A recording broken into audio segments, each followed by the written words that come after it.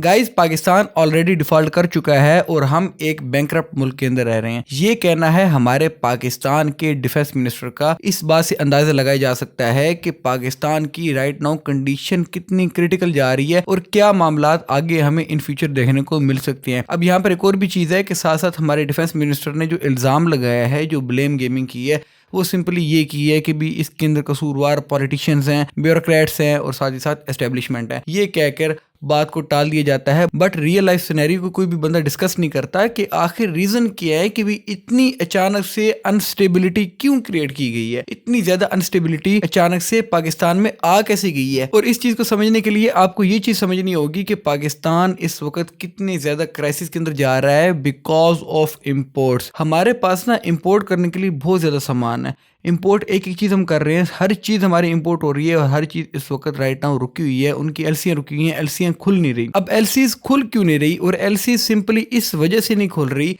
कि हमारे पास डॉलर नहीं है पे करने के लिए। हम कोई भी सामान मंगवाते हैं तो उसके अंदर हमें डॉलर में जो पेमेंट करनी होती है वो हमारे पास पेमेंट नहीं है करने के लिए। And that's where default comes कि जब आपके पास पैसा ही ना हो अगले बंदे को देने के लिए तो वहां पर आप आकर डिफॉल्ट कर जाते हैं और हमने जो किस्तें देनी है कर्जों की वो एक्चुअल डिफॉल्ट होगा। बट राइट नाउ जो सिनेरियो है वो इस किस्म का नहीं है। ये जो बात की गई है कि we are already living in a bankrupt nation, that's because of lack of dollars के हमारे मुल्क के अंदर इस वक्त इतने भी डॉलर नहीं है कि हम जो अपनी चीजें इंपोर्ट करते हैं उनकी एलसीज क्लियर कर सकें। एलसीज को हम डिले करते जा रहे हैं आर्टिफिशियल तौर के ऊपर। इससे ये सिनेरियो क्रिएट हो रहा है कि हम कुछ अरसे तक अपने डिफॉल्ट को पोस्टपोन करते जा रहे हैं, बट बहुत ज्यादा शॉर्ट टर्म के अंदर। थोड़ा सा भी लॉन्ग टर्म के अंदर होता ना तो वो एक अलग बात होती, बट ये थोड़ा सा भी लॉन्ग टर्म के अंदर नहीं है, कंप्लीटली बहुत ज्यादा शॉर्ट टर्म के अंदर हम अपना जितना भी डिफॉल्ट रिस्क है उसको कम से कम करने की कोशिश कर रहे हैं कि जितना लंबे से लंबा हो सके हम इसको घसीट कर ले चले। नंबर 1 पर ये चीज है। और इसके साथ साथ एक और भी बड़ी जरूरी चीज है कि ये शॉर्ट टर्म पर हम घसीट रहे हैं, इसको घसीटते घसीटते कोई ऐसा सिनेरियो क्रिएट हो जाए कि पाकिस्तान और आईएमएफ का आपस में पैचअप हो जाए। पाकिस्तान और आईएमएफ का जब पैचअप होगा तो वहां से पाकिस्तान को एक अच्छा बूस्ट मिलेगा। इस वक्त राइट नाउ जो हमारी इकोनॉमी की कंडीशन बनी है उस कंडीशन को सुधारने के लिए आईएमएफ का जो बेल आउट पैकेज है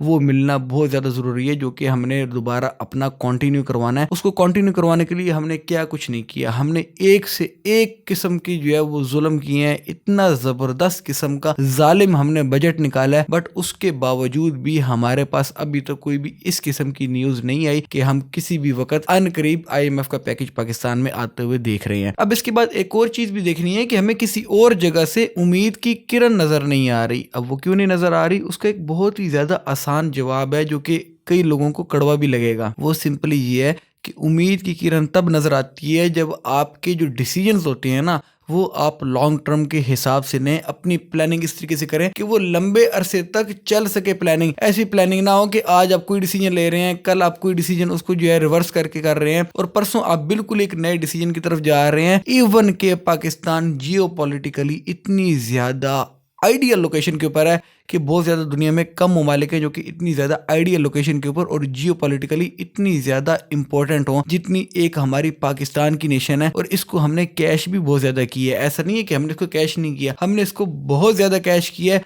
खास करके जो चाइना का सी पैक प्रोजेक्ट है, चाइना हमारा दोस्त है और पहले भी था, बट ये जो उनका सी पैक प्रोजेक्ट है ना ये दोस्ती की वजह से नहीं है, ये एक इकोनॉमिक कॉरिडोर है चाइना के लिए अपने आप को बाकी आगे की दुनिया की तरफ खोलने के लिए। चाइना को बेसिकली एक ऐसा रूट चाहिए, एक ऐसा उसको रास्ता चाहिए जिसको यूटिलाइज करके वो अपनी ट्रेड को ज्यादा से ज्यादा बढ़ा सके और सस्ते से सस्ता कर सके। ट्रेड के अंदर जब आप बहुत ज्यादा हाई लेवल पर जाते हैं ना तो वहां पर एक चीज बड़ी ज्यादा देखी जाती है कि यार फ्रेट कहां से कम पड़ेगा।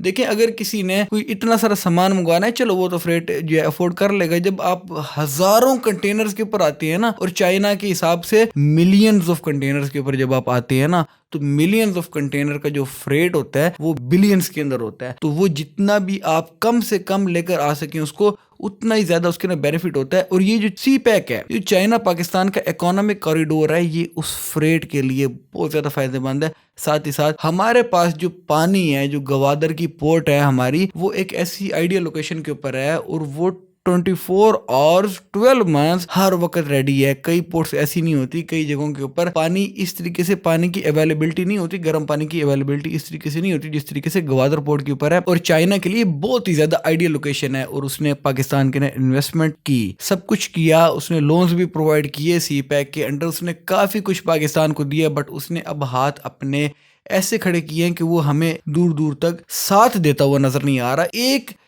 सिंगल नेशन की जो सोच होती है ना, उस सोच के ऊपर पूरा नहीं उतर पा रहा है। Like India, when India has to decide कि हमने रशिया से डिस्काउंटेड ऑयल खरीदना है, तो इंडिया ने ठोक के बोला कि हमने डिस्काउंटेड ऑयल रशिया से लेना है। और वहां पर हम सोचते रह गए कि हमने लेना है या नहीं लेना। अगर कोई हमारा पाकिस्तान का पॉलिटिशियन ऐसा था कि जो चाह रहा था कि हम ले लें और जो बिल्कुल आइडियल टाइम के ऊपर डील कर भी रहा था, तो उसकी डील को भी जो है बैकआउट कर दिया गया। हमारे अपने अंदर से ही ऐसी ऐसी टांगे खींची जाती हैं हमारी कि हम कौन होते हैं अफगानिस्तान या इंडिया के ऊपर ब्लेम गेम करने वाले। हम इंडिया के ऊपर तब ब्लेम गेमिंग कर रहे हैं कि जब हम खुद जो है वो राइट डिसीजंस ले रहे हो, हमारे डिसीजंस पता लग रहा हो कि लॉन्ग टर्म के हैं। इंडिया के आप डिसीजंस उठा के देखें, जो उनके पॉलिटिकल डिसीजंस होते हैं वो लॉन्ग टर्म की प्लानिंग के साथ होते हैं कि हमने इंडिया को आते हुए 50 साल जो है उसके अंदर कितना ज्यादा डेवलप करना है। हमारा क्या होता है, हमारा सिर्फ ये होता है यार एक महीना एक